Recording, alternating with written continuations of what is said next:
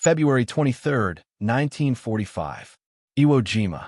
Private First Class Tadamaki Kurabayashi crouches inside a reinforced concrete bunker carved 15 feet into the volcanic rock.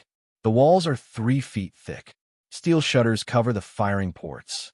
Outside, the sound of American boots crunching across black sand grows louder.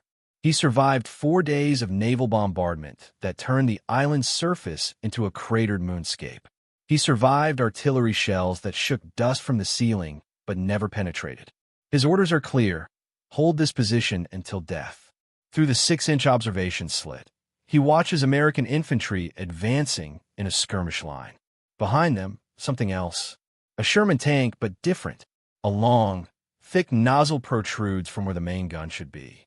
The tank stops 30 yards from his position. He hears the engine rev, then a sound like tearing fabric. A jet of liquid fire erupts from the nozzle. Not the brief burst of a handheld flamethrower, but a continuous stream that arcs through the air like a molten river. The flame reaches the bunker entrance and doesn't stop. It pours inside. The air turns to superheated poison. In 3 seconds, the temperature inside the bunker climbs past 2,000 degrees Fahrenheit. The concrete walls offer no protection from what flows like napalm-thickened water, seeking every corner, every crevice, every breath of oxygen. This wasn't a weapon. This was something the Americans had invented specifically to break fortifications that couldn't be broken any other way. By early 1945, the United States Marine Corps faced a problem that conventional warfare couldn't solve. The island-hopping campaign across the Pacific had been underway since August 1942, when Marines landed on Guadalcanal, Tarawa, Saipan, Peleliu. Each island brought American forces closer to the Japanese home islands. Each island also revealed a disturbing pattern. The Japanese weren't just defending territory. They were transforming entire islands into fortified death traps. On Peleliu, in September 1944, what was supposed to be a 3-day operation stretched into 2 months of brutal cave-to-cave fighting. The Japanese had abandoned banzai charges. Instead, they dug hundreds of interconnected caves, reinforced bunkers, and tunnel systems turned the island into a subterranean fortress. Artillery shells bounced off reinforced concrete. Grenades tossed into cave mouths rolled back out or detonated harmlessly in outer chambers. Rifle fire was useless against enemies firing from slits in steel-reinforced positions. Marines advanced with flamethrowers, satchel charges, and demolition teams. They poured gasoline into cave entrances and ignited it. They used Bangalore torpedoes to collapse tunnel entrances. They called in naval gunfire and airstrikes. Nothing worked efficiently. Every bunker required hours of coordination, risking dozens of lives. The Japanese defenders, supplied through hidden tunnels and protected by layers of rock and concrete, waited in positions that could survive direct hits from battleship shells. The casualty rates were staggering. On Peleliu, the 1st Marine Division suffered over 6,500 casualties, nearly 40% of its strength, to secure an island 5 miles long. The mathematics were brutal and unsustainable. Iwo Jima and Okinawa lay ahead, islands closer to Japan, more heavily fortified, defended by soldiers who knew retreat was impossible. Military planners understood that conventional tactics, infantry assaults supported by artillery and air power, would result in casualties that could undermine American public support for the war. President Roosevelt had died in April 1945. Truman now faced decisions about invading the Japanese home islands, where intelligence estimated millions of defenders waited in similar fortifications. The weapons that won battles in Europe, tanks, artillery, bombers, couldn't dig soldiers out of rock. The solution required rethinking what a weapon could do. Bullets killed individuals. Shells destroyed structures. But fortified positions that were invisible from the air, immune to shelling, and defended by soldiers willing to die required something that could reach inside and make the bunker itself uninhabitable. Flamethrowers had existed since World War I. Portable flamethrower units, man-portable tanks strapped to a soldier's back, had been used throughout the Pacific Campaign. They were effective at short range, terrifying to face, and absolutely lethal against bunkers. But they had limitations. Maximum range, 30 yards. Fuel capacity, enough for 8 to 10 seconds of sustained fire. Vulnerability. A soldier carrying 70 pounds of jellied gasoline was a priority target. One bullet into the fuel tank could incinerate the operator. The U.S. military needed something with longer range, more fuel capacity, and armor protection. The answer was to mount the flamethrower on a tank, not as a secondary weapon, but as the primary armament. Strip out the main gun entirely and replace it with a flamethrower system capable of sustained fire at ranges that kept the crew safe from Japanese anti-tank weapons. Development began in 1943. The Chemical Warfare Service worked with Army and Marine Corps engineers to design a system that could be retrofitted onto the M4 Sherman tank. The weapon was designated the M4A3-3. Troops called it the Zippo, after the popular cigarette lighter, because it always lit on the first try. The M4A3-3 wasn't just a tank with a flamethrower bolted on. It was a complete weapons system engineered to solve a specific tactical nightmare. The heart of the system was the E4-5 flamethrower unit, mounted in place of the Sherman's 75mm main gun. The external appearance was deceptive. What looked like a standard tank barrel was actually a flame projector nozzle capable of shooting a stream of burning fuel up to 150 yards under ideal conditions. In combat, effective range was closer to 100 yards, but that was still triple the distance of a man-portable flamethrower. Inside the tank, the transformation was total. Two 290-gallon fuel tanks replaced ammunition storage racks. These tanks held napalm, a jellied gasoline mixture developed by chemists at Harvard University in 1942. Regular gasoline burned too quickly and dispersed in the air. Napalm was different. It was sticky, adhesive, and burned at temperatures exceeding 2,000 degrees Fahrenheit. When sprayed, it clung to surfaces, flowed into openings, and consumed oxygen with terrifying efficiency. A single burst could burn for up to 10 minutes. The propulsion system used compressed nitrogen to force the napalm through the projector at high pressure. The ignition system used an electrical spark at the nozzle tip to ignite the stream as it left the barrel.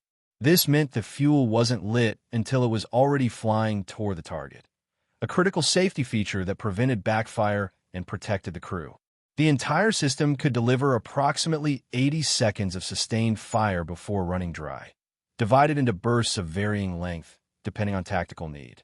The crew was reduced from 5 to 4. Commander, gunner, driver, and bow gunner. The bow gunner retained a .30 caliber machine gun for suppressing enemy infantry. The commander had a .50 caliber machine gun mounted on the turret for anti-aircraft defense and general support. But the main weapon, the flamethrower, required constant coordination between commander and gunner. The commander identified targets through vision ports and periscopes. The gunner controlled elevation and fired the weapon using hydraulic controls. There was no margin for error. Napalm was too valuable to waste. Training for Zippo crews was intensive and specialized. At Camp Pendleton in California, Marine crews practiced on mock Japanese fortifications built from intelligence reports and photographs. They learned to estimate range by sight. They learned fuel conservation, how long to fire to neutralize a bunker without exhausting their supply before reaching the next objective. They learned to operate under fire because despite its armor, the M4A3-3 had vulnerabilities. The fuel tanks, though placed low in the hull and protected by steel plating, were still the tank's Achilles heel. A direct hit from a Japanese 47mm anti-tank gun could penetrate and ignite the napalm. The result was catastrophic, an explosion that could kill the crew instantly or trap them inside an inferno. Japanese defenders quickly learned to prioritize flamethrower tanks. Intelligence officers identified them by their distinctive nozzle profile and passed targeting instructions to anti-tank teams.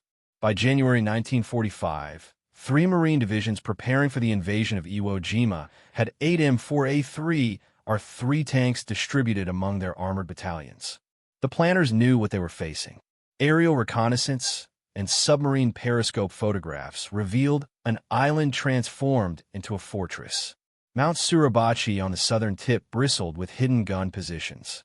The central plateau contained bunkers connected by 11 miles of tunnel. Every ridge, every depression, every rocky outcrop concealed firing positions with interlocking fields of fire.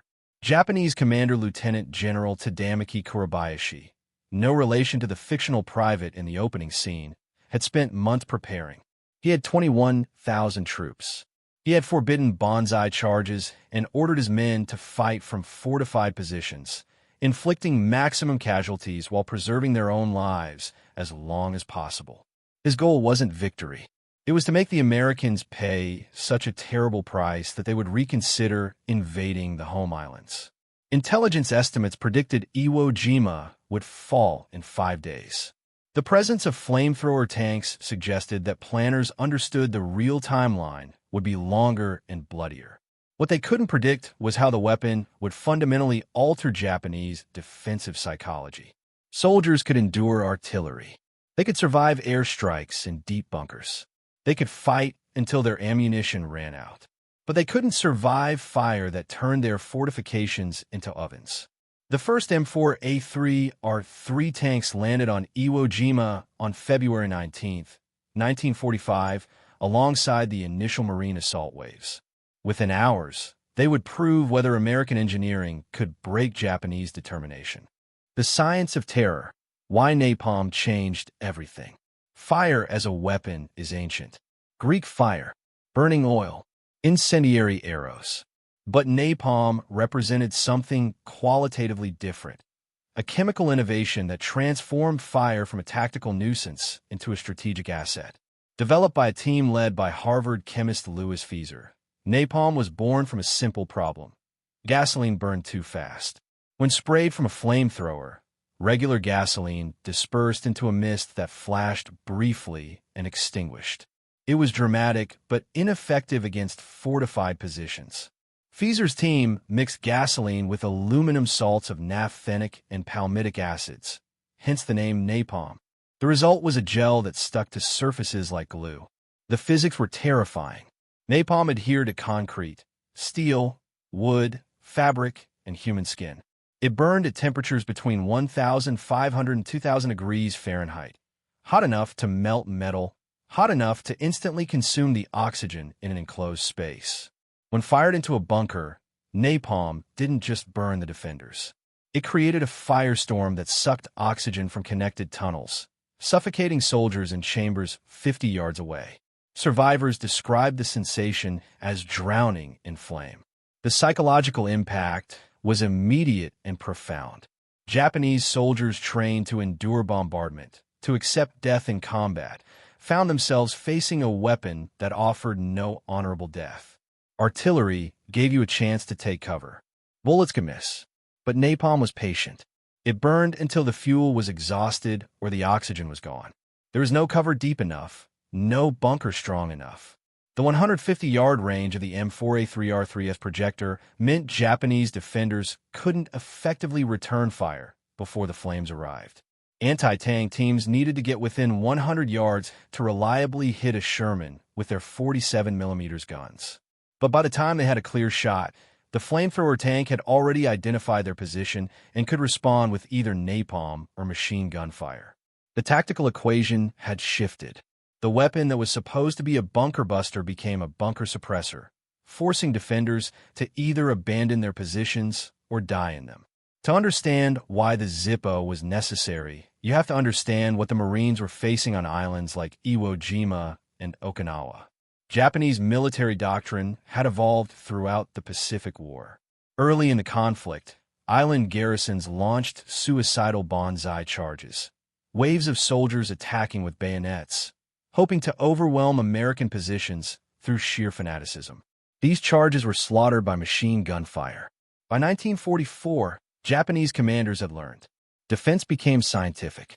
On Iwo Jima, General Kurabayashi implemented a strategy called fukaku, defense in depth. Instead of defending the beaches, He ordered his troops to dig into the volcanic rock.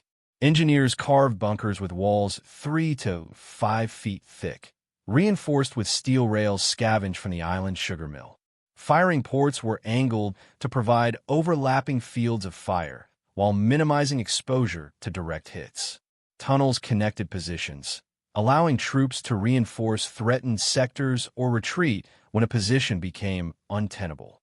Artillery was nearly useless against these fortifications. The Navy fired 22,000 shells at Iwo Jima before the landing.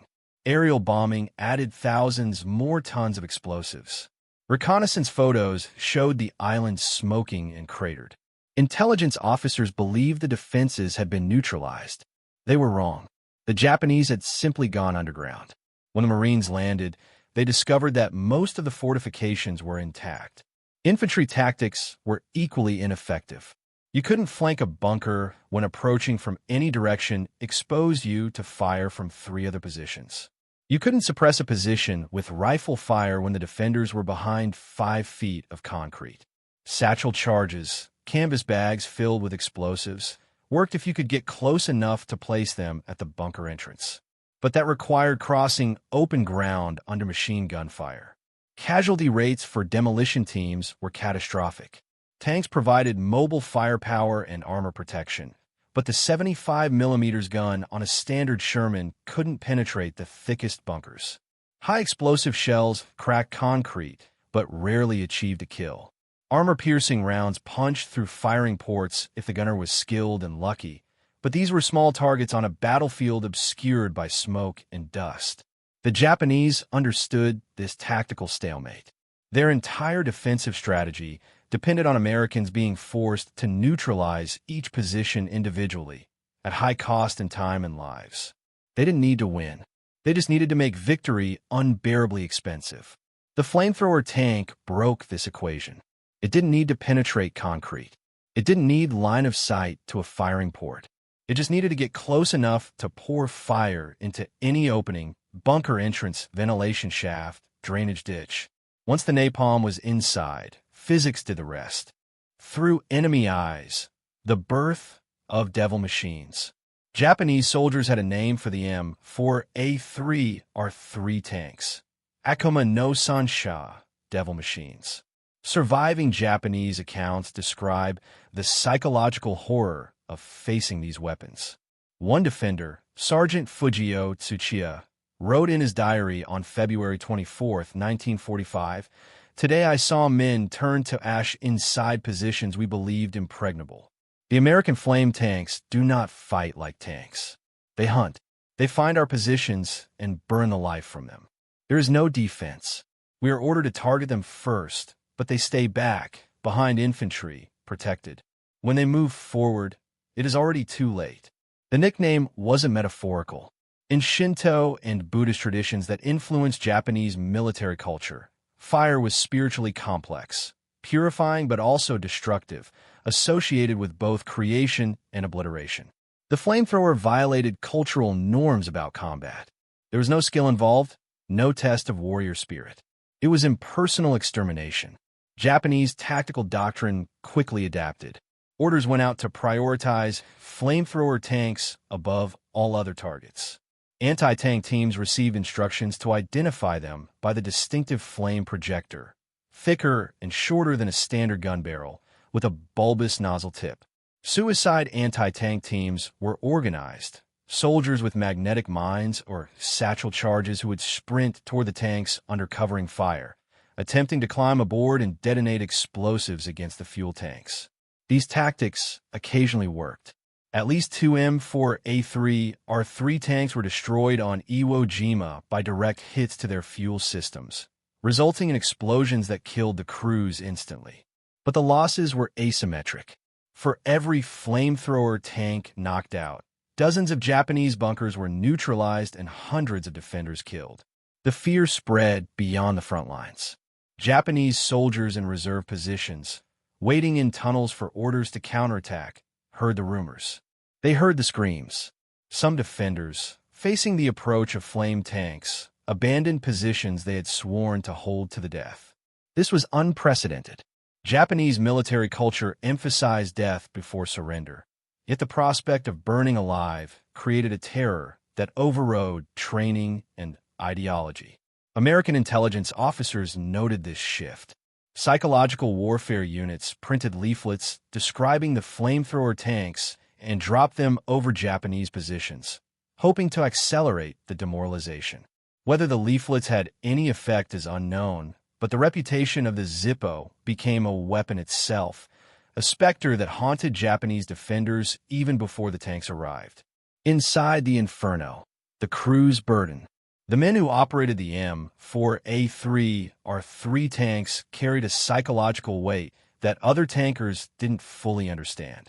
Corporal James Vetter, a gunner with the 4th Marine Division on Iwo Jima, described the experience in a post-war interview.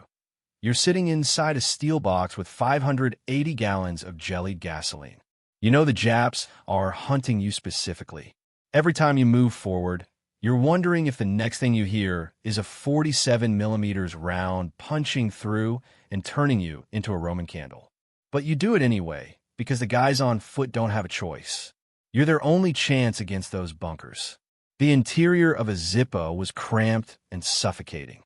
The napalm tanks took up most of the hull space, leaving barely enough room for the crew to move. Temperatures inside could climb above 110 degrees Fahrenheit, even without combat, the Hawaiian sun turning the steel hull into an oven. The smell was constant: gasoline, oil, sweat, and the acrid stink of burned propellant. Ventilation was minimal. Engine noise made communication difficult even with the intercom system. Operating the flamethrower required coordination between the tank commander and gunner. The commander, positioned in the turret with a better view, identified targets and estimated range. The gunner controlled the flame projector's elevation and fired the weapon using a hydraulic trigger. There was no reticle, no scope, just experience and judgment. Fire too short, and you wasted precious fuel. Fire too long, and you might empty your tanks before reaching the next objective. The psychological toll was distinct from other combat roles. Infantry could tell themselves they were fighting soldiers. Tankers using conventional guns could maintain emotional distance. They fired shells, they saw explosions, but the human consequences were often abstract. Flamethrower crews had no such buffer. They saw what napalm did. They heard the screams. Some defenders ran from bunkers, their bodies engulfed in flames, and were cut down by rifle fire from advancing Marines. Others never emerged, their deaths invisible but audible, muffled cries from inside sealed positions. Not all crew members handled it the same way. Some developed what would later be recognized as combat trauma: nightmares, inability to eat, emotional numbing. Others adopted a grim professionalism, viewing the weapon as a necessary tool that saved more lives than it took. The debate among veterans persisted for decades. Was the flamethrower more humane because it ended resistance quickly, preventing prolonged sieges? Or was it fundamentally inhumane because of the nature of the death it inflicted? What wasn't debatable was the courage required to operate these machines. Zippo crews knew they were priority targets. They knew the fuel tanks, despite armor plating, could be breached. They climbed into those tanks anyway, day after day, mission after mission, because the alternative, sending infantry against bunkers with rifles and grenades, meant watching friends die in ways that could have been prevented. The Japanese military responded to the flamethrower threat with a combination of desperation and ingenuity. Anti-tank doctrine was revised at the battalion level.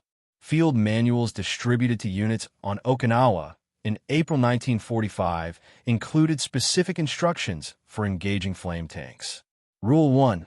Identify them early. The distinctive projector nozzle was the primary recognition feature. Rule 2. Engage from concealed positions at maximum effective range, ideally 100 to 150 yards, before the flame tank could close distance. Rule 3.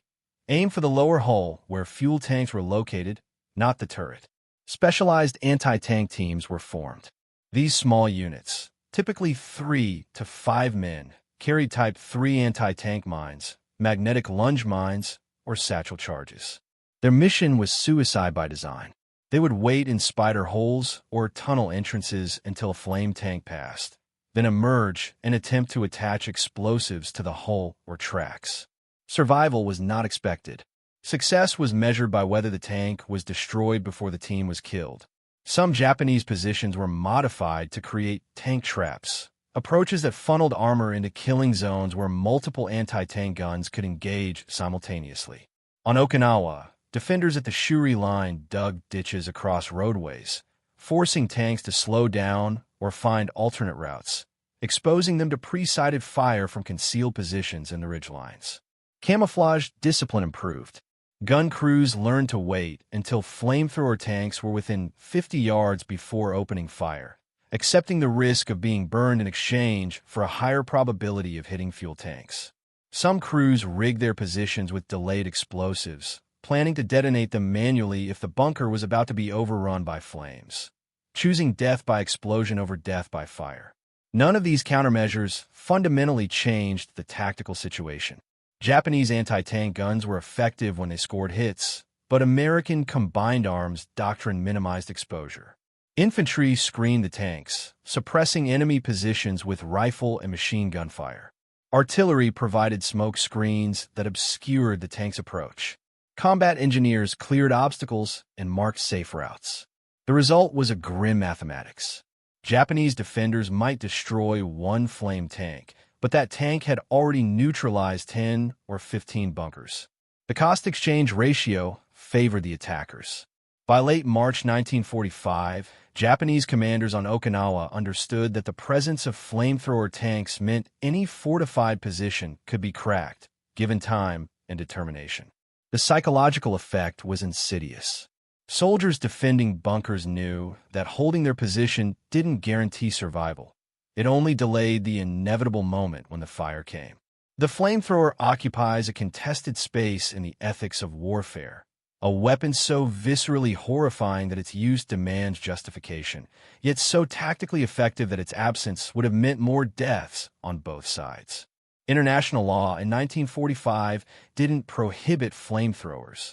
The Hague Conventions regulated certain weapons, poison gas, exploding bullets, but fire wasn't among them. From a legal standpoint, napalm was no different than high-explosive shells or phosphorus grenades. Yet there was something about fire that violated an unspoken boundary. Bullets killed cleanly. Shells killed instantly. Fire killed slowly, painfully, in a way that seemed designed to maximize suffering. American military leadership justified the weapon on utilitarian grounds. General Holland Smith, commander of Marine forces in the Pacific, argued that flamethrower tanks saved lives, both American and Japanese. A prolonged siege of a bunker using conventional weapons might take hours and cost dozens of casualties.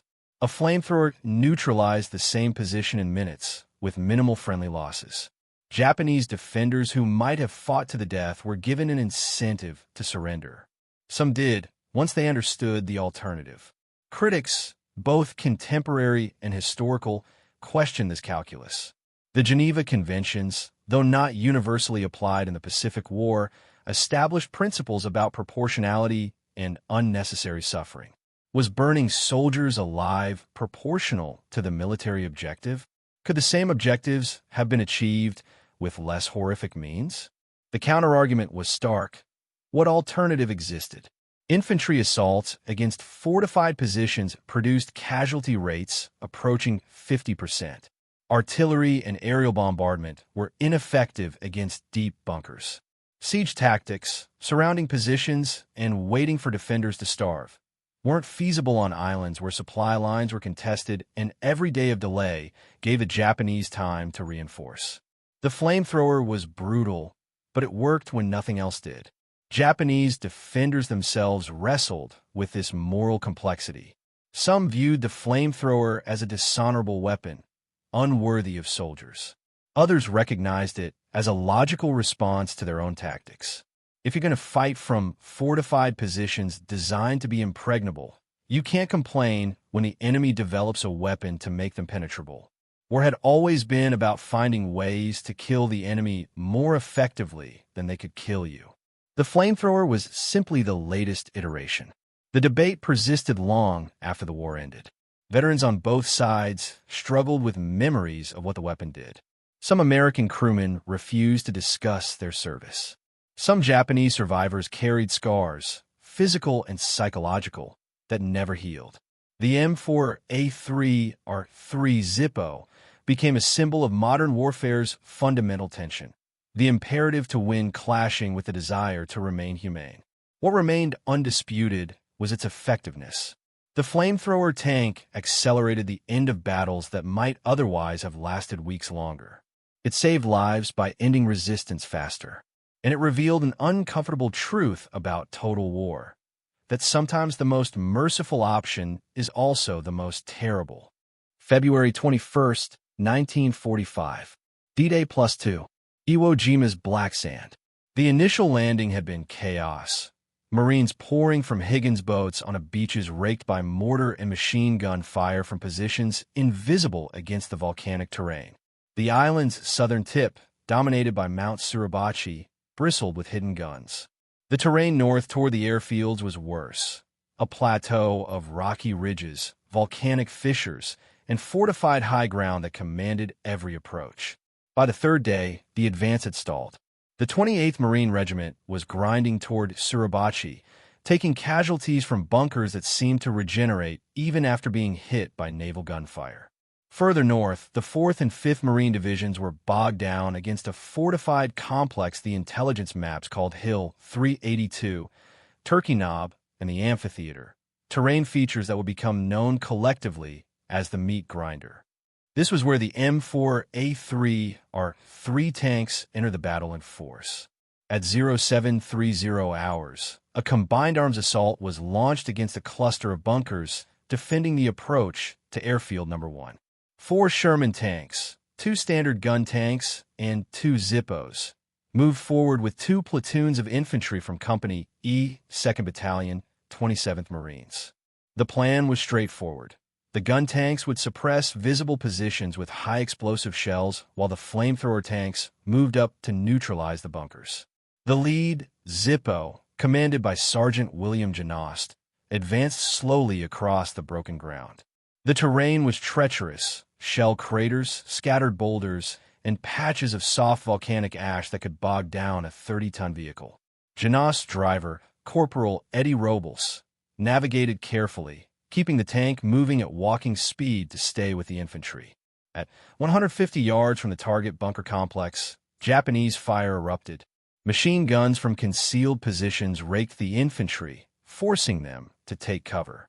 A 47mm anti-tank gun opened up from a camouflage position on the left flank. The first round missed, striking the ground 5 yards in front of Janost's tank and throwing up a geyser of black sand. The second round hit the lead gun tank, penetrating the turret and killing the commander instantly. The tank slewed to a halt, smoke pouring from the hatch. Janost made the decision instantly. Driver, forward. Gunner, traverse left. Enemy gun position, you're 11 o'clock. The Zippo pivoted, exposing its flank. It was a calculated risk. The flamethrower had the range to hit the anti-tank gun, but closing distance meant exposing the fuel tanks to return fire. Robles gunned the engine, accelerating across 30 yards of open ground while the bow gunner hammered the suspected position with .30 caliber fire. At 100 yards, the gunner, Private First Class Anthony Stein, triggered the flamethrower. The compressed nitrogen system hissed. The projector nozzle erupted with a stream of napalm that arced through the morning air like a rope of liquid fire. The stream hit the rocks, sheltering the anti-tank gun, and splashed over the position. The weapon's crew, 3 men, never had a chance to fire another round. 2 died instantly, engulfed in flames. The third stumbled from cover, his uniform burning, and was cut down by rifle fire from advancing Marines. The tank kept moving.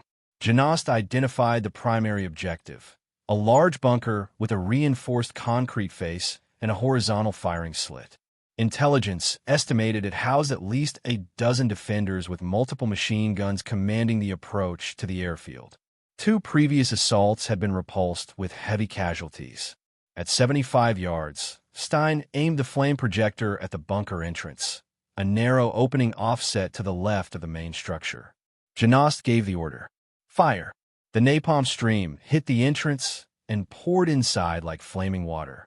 The initial burst lasted 8 seconds, approximately 1/10 of the tank's total fuel capacity. Through the vision ports, Janost saw the napalm flowing into the bunker, spreading across the floor, climbing the walls.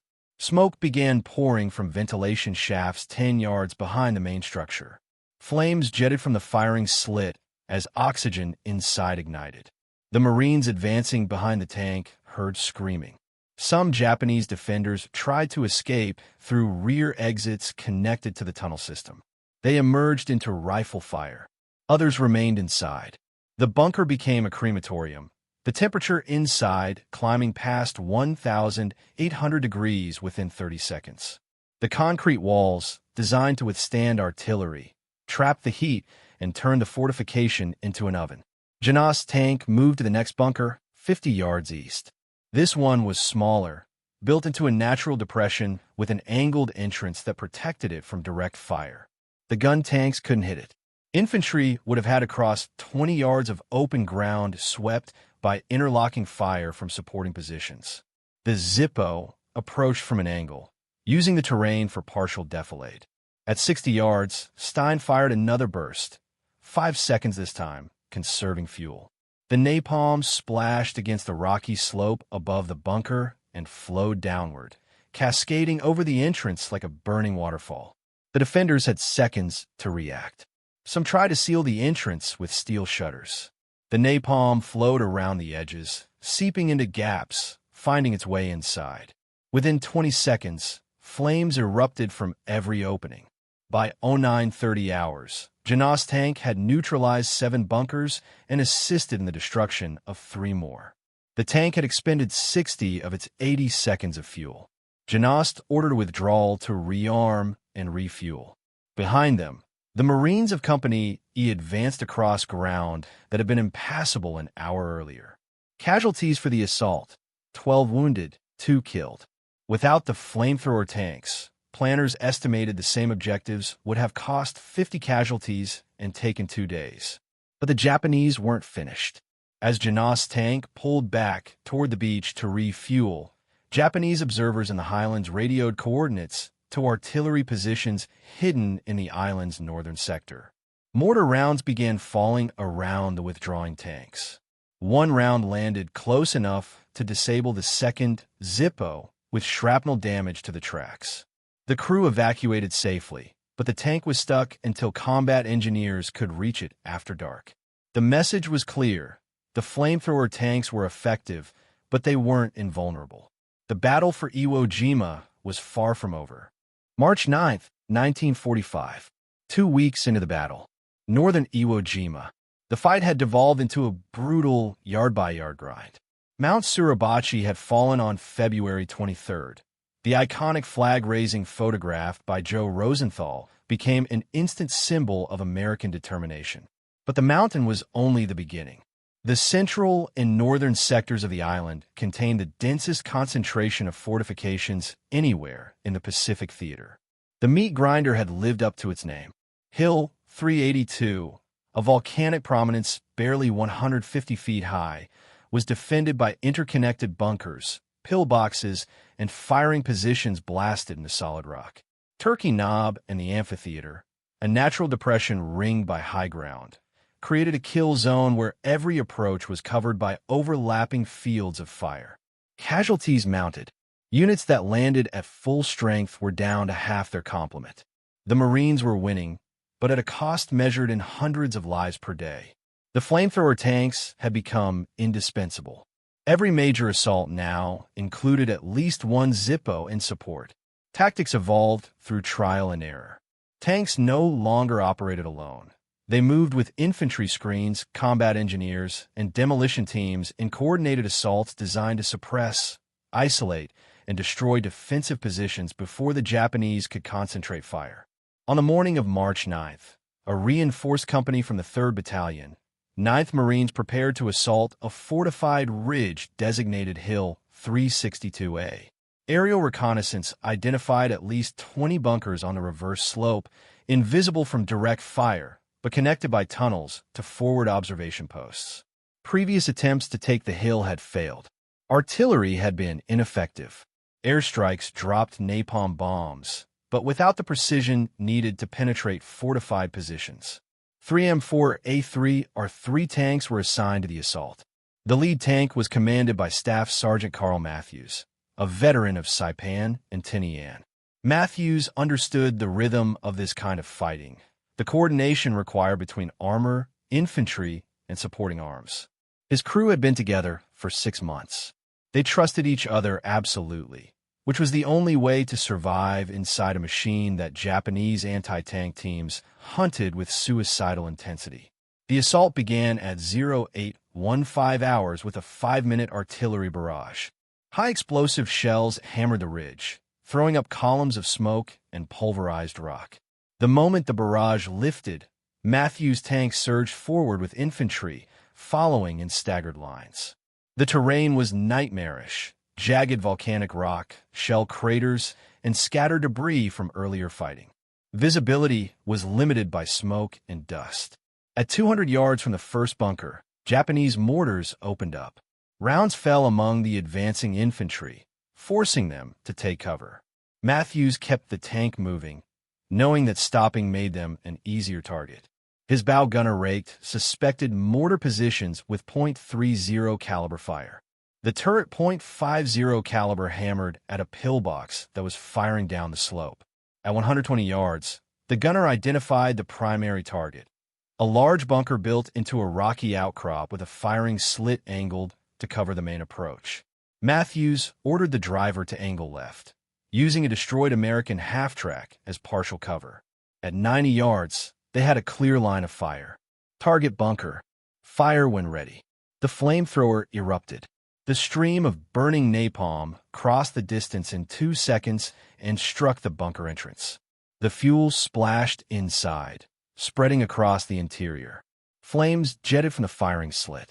Secondary explosions, probably stored ammunition, detonated inside, blowing smoke and debris from ventilation shafts. The tank moved on to the next position, a smaller bunker 30 yards north. This one was firing on the infantry pinned down near the half-track. Matthews' gunner adjusted elevation and fired a 3-second burst. The napalm hit the bunker's steel door, flowed through gaps around the frame, and ignited the interior. Screams echoed across the battlefield. They lasted 15 seconds, then stopped. By 0900 hours, Matthews' tank had neutralized 11 bunkers and 3 pillboxes. The other 2 Zippos were operating on the flanks, methodically burning out positions that had held up the advance for 3 days. The infantry followed, clearing tunnels with grenades and satchel charges, securing ground yard by yard. Then the Japanese counterattacked. From tunnels on the far side of the ridge, a platoon-strength force emerged, approximately 40 soldiers led by an officer with a sword. It wasn't a bonsai charge in the old style. It was a calculated assault designed to isolate and destroy the lead tank before it could retreat. Half the force engaged the infantry with rifle and machine gun fire. The other half, carrying magnetic mines and satchel charges, sprinted toward Matthews' tank from multiple directions. Matthews saw them coming. Bow gunner, target's front. Commander's gun, target's right. The bow gunner opened fire, cutting down 3 attackers at 30 yards. Matthews swung the .50 caliber and fired in short bursts, the heavy rounds punching through the attackers. His gunner traversed the turret, hosing napalm across a group of 6 soldiers who were attempting to flank from the left. The flames caught them mid-stride. They went down burning, but one man got through. A Japanese sergeant, his uniform already smoldering from near-miss napalm spray, reached the tank's right side and slapped a magnetic mine against the hull near the fuel tanks. He was shot twice by a Marine rifleman before he could detonate it, but the mine was armed. It exploded 4 seconds later. The shaped charge punched through the armor plating and ruptured one of the napalm tanks. Jellied fuel sprayed inside the crew compartment. The driver, Corporal Luis Herrera, reacted instantly. He threw the tank into reverse and yelled for bailout. Matthews and the gunner scrambled from the turret hatches. The bowgunner kicked open his hatch and rolled clear. Herrera exited last, his uniform soaked with fuel. The tank didn't explode.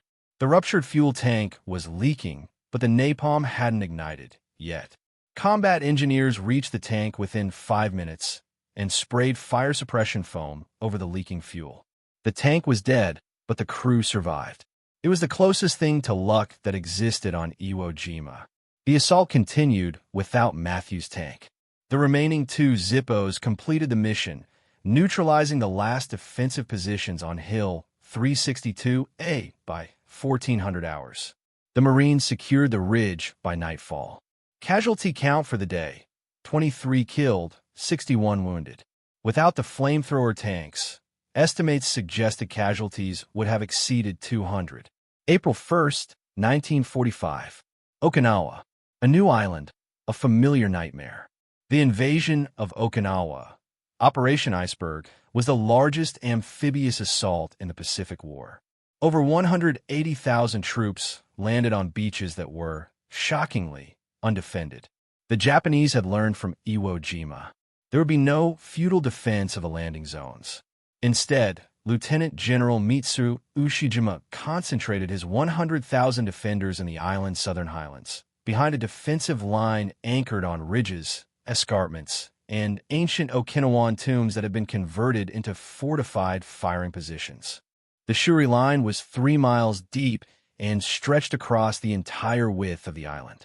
It was the most formidable defensive position American forces had encountered, and it would require every flamethrower tank the Marines and Army could deploy. By mid-April, 16 M4A3 R3 tanks were operating on Okinawa. They faced bunkers even more sophisticated than those on Iwo Jima, positions with multiple exits, interlocking tunnels, and pre-sighted artillery support. The fighting became an industrial process. Identify a bunker, suppress it with supporting fire, move the flame tank into position, burn it out, move to the next target. Day after day, week after week. At Kakazu Ridge, on April 9th, a single Zippo commanded by Lieutenant Robert Fowler neutralized 17 bunkers in 6 hours of continuous operation. The tank ran dry 3 times and had to pull back to refuel. Each time, the crew returned to the line. By the end of the day, Fowler's crew had expended over 1,500 gallons of napalm, more than 5 full loads. The ridge fell the next morning. At Sugarloaf Hill in May, flamethrower tanks became the only weapon capable of breaking the Japanese defense. The hill changed hands 11 times over 10 days of fighting. Each time the Marines seized the summit, Japanese counterattacks from tunnel systems retook it. Only when Zippos were brought forward to systematically burn out every tunnel entrance did the position finally stay taken. The Japanese learned to hate these machines with an intensity that bordered on obsession. Captured documents revealed orders to target flame tanks at all costs.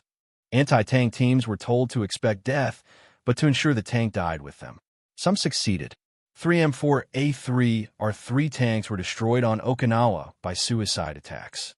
But for every tank lost, the weapon inflicted casualties that broke defensive lines thought to be impregnable. By June, when the last organized Japanese resistance collapsed, the flamethrower tanks had neutralized over 500 fortified positions on Okinawa alone. The weapon that had been experimental in early 1945 had become central to American tactical doctrine. It had proven that no fortification, no matter how well designed, could withstand the combination of American firepower, combined arms coordination, and the terrible efficiency of napalm. The Japanese soldiers' worst fears had been realized. The devil machines had hunted them to the end. Iwo Jima fell on March 26, 1945. Okinawa was declared secure on June 21, 1945. The statistics told a story of staggering cost on both sides. On Iwo Jima, the United States suffered 26,038 casualties, 6,821 killed, and 19,217 wounded. Of the 21,000 Japanese defenders, fewer than 1,000 survived to be taken prisoner. The island, barely 8 square miles of volcanic rock, had the highest casualty rate per square mile of any battle in American military history. The battle that intelligence predicted would last 5 days stretched to 36. Okinawa was worse. American casualties exceeded 49,000, including 12,520 killed or missing. Japanese military deaths approached 110,000. Civilian casualties. Okinawan residents caught between the armies, numbered between 40,000 and 150,000, depending on how death from starvation and disease were counted. The battle lasted 82 days and became the bloodiest campaign of the Pacific War. Within these grim totals, the impact of the M4A3, our 3 flamethrower tanks, was measurable but difficult to quantify precisely. Military after-action reports credited flame tanks with neutralizing approximately 400 fortified positions on Iwo Jima and over 500 on Okinawa. Each neutralized bunker potentially saved dozens of casualties that would have resulted from prolonged infantry assaults. A post-battle analysis conducted by Marine Corps intelligence officers estimated that operations supported by flamethrower tanks reduced casualty rates by 30 to 40% compared to similar assaults without flame support. Put differently, if the M4A3R3 hadn't existed, American casualties on Iwo Jima might have exceeded 35,000, with proportionally higher losses on Okinawa. The weapon was brutal, but it was also a lifesaver, primarily for the attackers, but indirectly for defenders who surrendered rather than face incineration. The psychological impact on Japanese forces was profound and well documented. Interrogations of prisoners revealed that the flamethrower tank was the most feared American weapon, surpassing even aerial bombardment and naval gunfire. One captured officer, Major Yoshitaka Hori, stated in his debriefing, "Artillery we could endure. Bombing we could survive in deep shelters. But the flame tanks made our fortifications into death traps. There was no defense. Morale collapsed when soldiers realized that no position was safe." This psychological dimension extended beyond the immediate battlefield. Japanese military planners preparing defenses for the anticipated invasion of the home islands studied the lessons of Iwo Jima and Okinawa. They understood that static fortifications, no matter how well constructed, would be systematically destroyed by American combined arms tactics that included flamethrower tanks.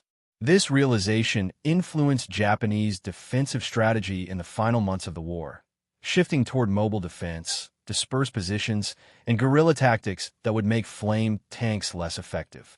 American tactical doctrine evolved as well. The success of the M4A3R3 validated the concept of specialized armor for specific missions. Post-war planning documents proposed expanded production of flamethrower tanks for the invasion of Japan. Operation Downfall, scheduled for November 1945. Estimates suggested that hundreds of these vehicles would be needed to reduce the fortifications that intelligence knew were being constructed across Kyushu and Honshu. The crews who operated these machines carried memories that many found difficult to process. Veterans Affairs record from the post-war period show that M4A3R3 crew members had higher rates of what was then called combat fatigue or war neurosis, conditions now recognized as post-traumatic stress disorder. The nature of the weapon, the close-range killing, the screams, the smell of burning flesh, created psychological burdens distinct from other combat roles. Staff Sergeant Carl Matthews, whose tank was disabled on Hill 362A, described his experience in a 1947 interview. "You do what you're trained to do. You follow orders. You tell yourself it's necessary, that you're saving lives. And it's true, we did save lives. But you can't unhear the sounds. You can't forget what napalm does to human beings. I'd do it again if I had to, but I wouldn't say I'm proud of it. I'm just glad it's over." Not all veterans shared Matthews' ambivalence. Some maintained that the flamethrower was a legitimate and necessary weapon that ended a terrible war faster and with fewer total casualties. Corporal James Vetter, interviewed in 1989, stated, "The Japanese chose to fight from fortified positions. They chose not to surrender. We gave them every opportunity. The flame tank was the answer to their tactics. If that makes me a bad person, then war makes everyone bad. I sleep fine at night, knowing we did what we had to do. Japanese survivors carried their own burdens. Those who witnessed flamethrower attacks but survived, either by escaping through tunnels or by being in positions not directly targeted, struggled with survivors' guilt and traumatic memories. Fujio Tsuchiya, the sergeant whose diary entry was quoted earlier, survived the war and wrote extensively in the 1960s about his experiences. He described the flamethrower as a weapon that killed the body but also destroyed the spirit of those who witnessed it. Civilian perspectives added another layer of complexity. Okinawan residents, caught between the combatants, witnessed the use of flamethrowers against positions that sometimes contained civilians who had been forced into military service or who had sought shelter in what they thought were safe caves. Post-war Okinawan memoirs described the horror of seeing entire families perish in flames intended for soldiers. The distinction between combatant and non-combatant, always blurred in total war, became tragically irrelevant when napalm poured into occupied positions. Medical records documented the physical toll. Burns from napalm were among the most severe injuries treated by field hospitals. The jellied fuel adhered to skin and continued burning even when the victim attempted to smother the flames or submerge in water. Survival rates for severe napalm burns were low. Victims who didn't die immediately often succumbed to infection or shock within days.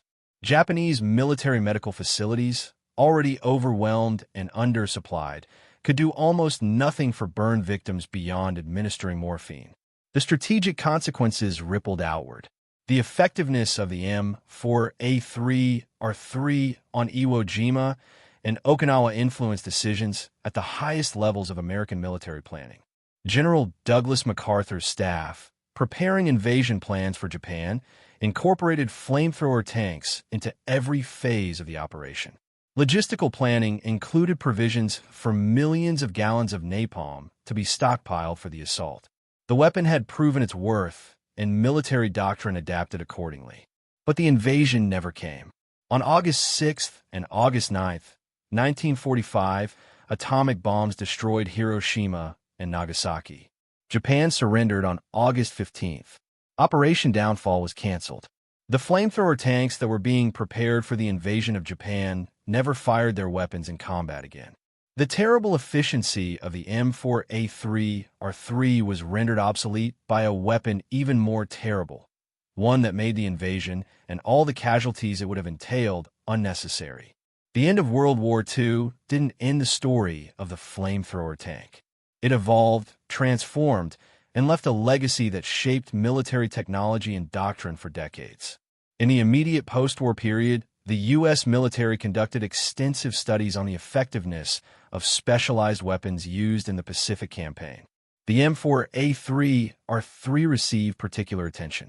A 1946 report by the Army's Armored Board concluded that flamethrower tanks were tactically indispensable for reducing fortified positions, but recommended design improvements. The napalm capacity was deemed insufficient for sustained operations. The armor protection around fuel tanks needed reinforcement. The flame projector's range, while adequate, could be extended with improved propulsion systems. These recommendations led to new designs. The M67 flamethrower tank, based on the M48 patent chassis, entered service in the 1950s with a 360-gallon fuel capacity and a range approaching 200 yards. It saw combat in the Korean War, where Chinese and North Korean forces employed defensive tactics similar to the Japanese: bunkers, tunnels, and fortified ridgelines.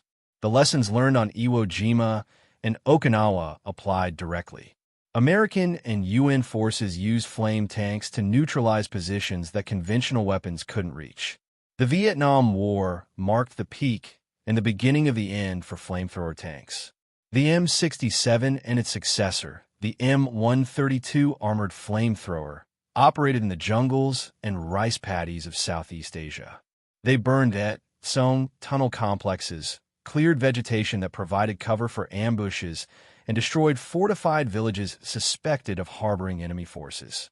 But the tactical environment was different. The dispersed, mobile nature of guerrilla warfare made the flamethrower less decisive than it had been against static fortifications. Moreover, public opinion had shifted. Television brought the Vietnam War into American living rooms. Images of flame tanks in action, villages burning, forests engulfed in fire, became symbols of a controversial conflict.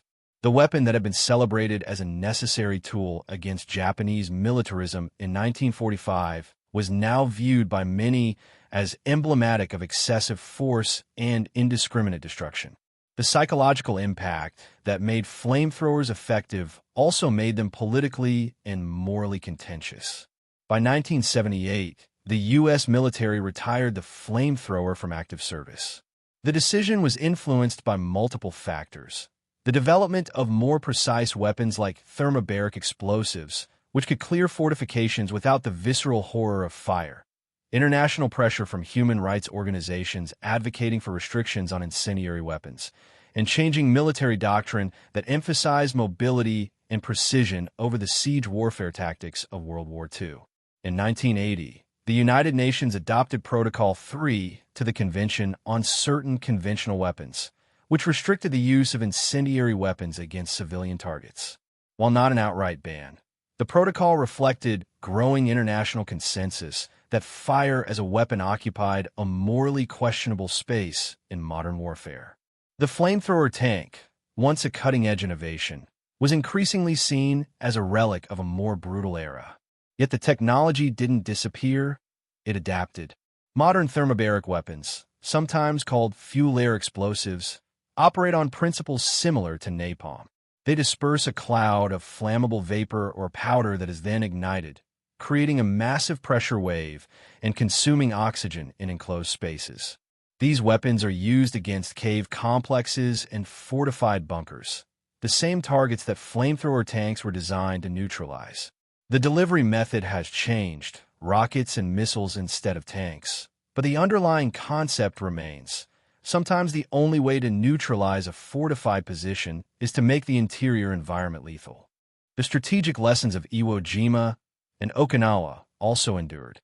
Military planners studying potential conflicts, the defense of South Korea against invasion, hypothetical NATO operations against Warsaw Pact fortifications during the Cold War, analyzed how combined arms tactics using specialized weapons could overcome prepared defenses.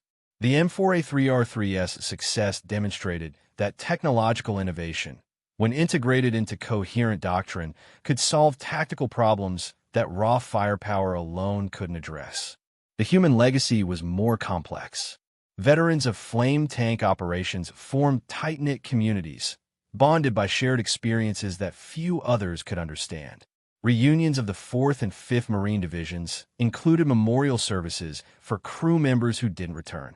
These gatherings were marked by ambivalence, pride in service, grief for the fallen, and lingering questions about the morality of the weapon they had operated. Japanese veterans, when they spoke publicly at all, expressed a range of emotions.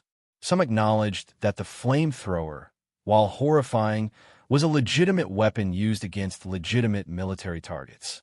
Others maintained that its use constituted a form of war crime, deliberately inflicting suffering beyond what was necessary for military objectives. These debates were never fully resolved. They became part of the broader, ongoing conversation about the ethics of total war. Academic historians weighed in with their own assessments. Some argued that the flamethrower tank was a crucial innovation that saved lives by shortening battles that would otherwise have been even bloodier. Others contended that the weapon's effectiveness was overstated, that conventional tactics would have achieved the same results with only marginally higher casualties. Still others focused on the psychological dimension, arguing that the flamethrower's true value was in breaking enemy morale, making it less a tactical weapon and more a psychological one. What remained indisputable was the weapon's impact on the course of the Pacific War.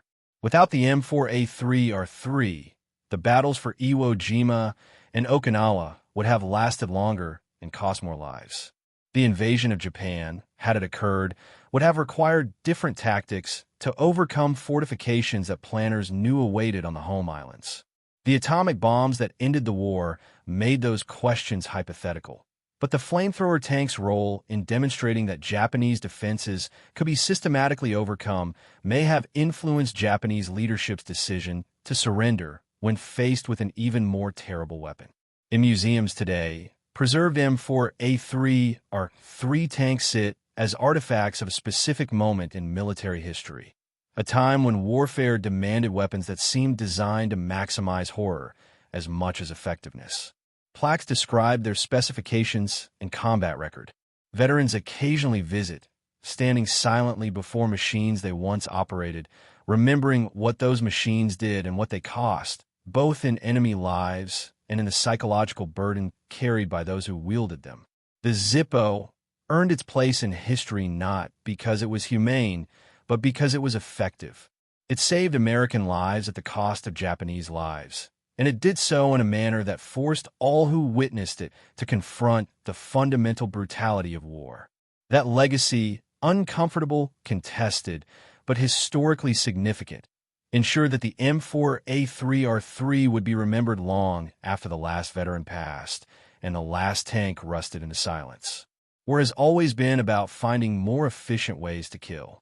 That truth, uncomfortable as it is, defines human conflict from the earliest stone weapons to the digital precision of modern warfare. The M4A3R3 flamethrower tank occupies a particular place in that continuum, a weapon so effective at its purpose that it forced both its operators and its targets to confront what victory actually costs. The Zippo wasn't created out of malice or sadism.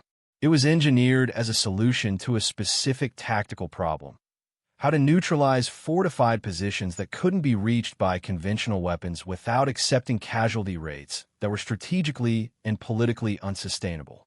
American military planners, faced with islands transformed into fortresses and an enemy willing to fight to extinction, chose innovation over attrition. The flamethrower tank was the result of that choice. What made it different from other weapons wasn't its lethality. Artillery and bombing killed far more people, but its intimacy. You couldn't ignore what napalm did. You couldn't abstract it into statistics or distant explosions. The screams were audible. The flames were visible. The crews who operated these machines, and the soldiers who witnessed them in action, carried memories that couldn't be rationalized away with appeals to necessity or duty. Yet necessity and duty were real. The Japanese defensive strategy on Iwo Jima and Okinawa was designed to maximize American casualties, hoping to break the will to continue the war. Every fortified bunker represented lives, American lives that would be lost in the process of taking it. The flamethrower tank changed that equation. It saved lives by taking them in a way that was immediate, total, and undeniable. The moral complexity lies in accepting that both things can be true simultaneously. History doesn't offer clean judgments. The soldiers who climbed into those tanks each morning weren't monsters, and the Japanese defenders who died in fortified positions weren't statistics. They were human beings caught in a war neither side seemed able to stop, using whatever weapons their nations provided to achieve objectives defined by leaders far from the front lines. The M4A3R3 was simply the tool of the moment, highly effective, deeply troubling, and ultimately successful. What the flamethrower tank reveals about warfare is this: technological innovation doesn't make war cleaner or more humane. It makes war more efficient. Efficiency in killing leads to shorter conflicts, which can mean fewer total casualties. But efficiency also means more effective ways to inflict suffering, which raises questions about whether the end truly justifies the means. These questions persist because they have no definitive answers, only perspectives shaped by proximity to the violence and the passage of time.